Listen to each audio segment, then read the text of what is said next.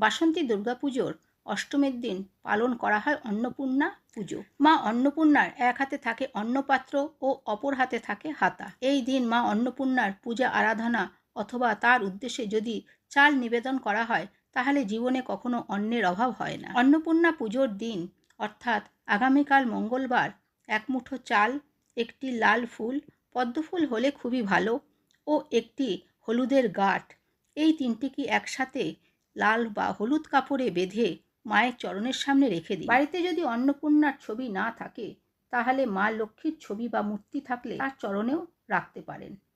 এই কাজটি এই বাসন্তী দুর্গাপূজার অষ্টমী তিথিতে অবশ্যই করুন। অষ্টমী তিথি অতিবাহিত হয়ে যাওয়ার পর সেই পুটুলিটি সযত্নে আপনার ঠাকুর ঘরের উত্তর পূর্ব কোণের পরিষ্কার জায়গায় ঝুলিয়ে রাখুন। এই কাজটি যদি মা অন্নপূর্ণার উদ্দেশ্যে বাসন্তী দুর্গাপুজোর অষ্টমীর দিন করতে পারেন তাহলে জীবনে কখনো